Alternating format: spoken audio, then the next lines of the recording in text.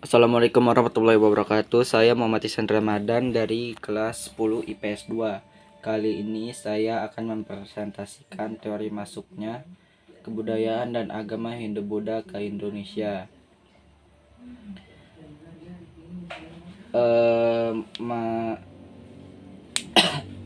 Mengkaji proses masuknya pengaruh agama Hindu dan Buddha ke wilayah Indonesia, ke wilayah Nusantara lebih tepatnya, memang memerlukan analisis yang cukup dalam.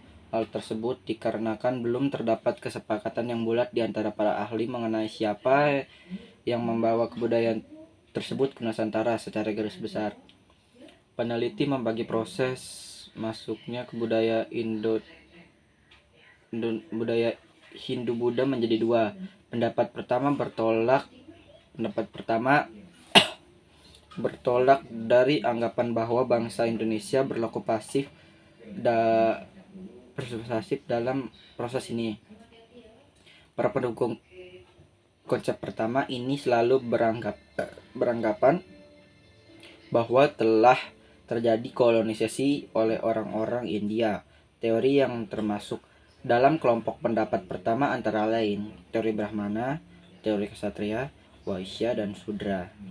Pendapat kedua yang muncul lebih akhir memberikan peran aktif kepada bangsa Indonesia. Yang termasuk dalam pendapat kedua ini adalah teori arus balik.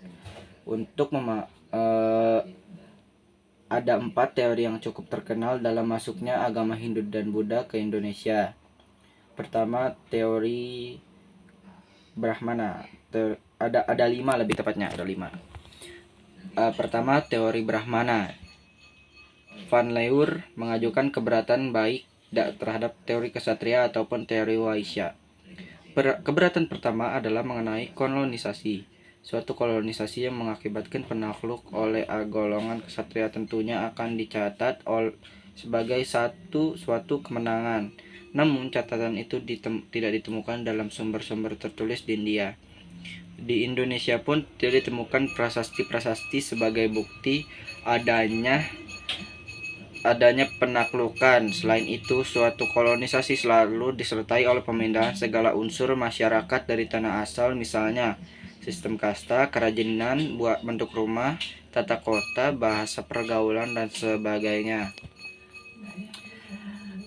Kenyataan apa yang terdapat di Indonesia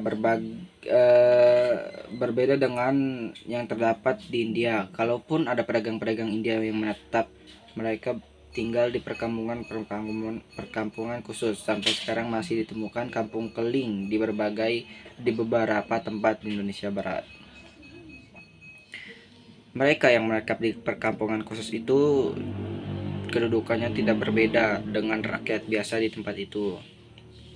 Hubungan mereka dengan penguasa hanyalah dalam bidang perdagangan, sehingga tidak dapat diharapkan adanya pengaruh budaya yang membawa perubahan-perubahan dalam bidang tata negara dan agama. 2. Teori Ksatria. R.C. Majumdar berpendapat bahwa munculnya kerajaan Hindu di Indonesia disebabkan oleh peranan kaum ksatria atau prajurit India. Para prajurit India diduga mendirikan koloni-koloni di kepulauan Indonesia dan Asia Tenggara pada umumnya. Namun, teori ksatria yang dikemukakan oleh R.C. Majumdar tidak didukung oleh data yang memadai.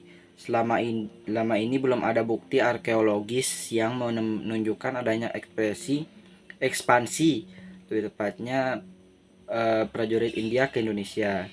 Ketiga, teori Waisya. Pendapat lain yang masih berpegang pada anggapan adanya kolonisasi memberikan peranan utama pada golongan lain yang pada awalnya diajukan oleh Krom. Ini memberikan peranan utama kepada golongan pedagang. Krom tidak sependapat bahwa golongan ksatria merupakan golongan terbesar di antara orang-orang India yang datang ke Indonesia. Hal ini karena orang-orang itu datang untuk berdagang, maka golongan terbesar tentulah golongan pedagang. Ketiga, keempat lebih tepatnya keempat, teori sudra. Teori sudra dikemukakan oleh Van Faber. Menurut teori ini, di India banyak terjadi perang. Dengan demikian, banyak pula tawaran perang. Indonesia dijadikan sebagai tempat pembuangan bagi tawanan perang, lebih tepatnya ya. Tawanan perang, para tawanan perang itu yang menyebarkan kebudayaan Hindu di Indonesia. Kelima, teori arus balik. Bosch sesuai pendirian dengan Van Leeuwen bertolak dari sifat unsur-unsur budaya India yang diamatinya dalam budaya Indonesia. Ia juga berpendapat bahwa proses Indianisasi di Indonesia dilakukan oleh kelompok cendekiawan dalam masyarakat, yaitu para administrator atau DEA.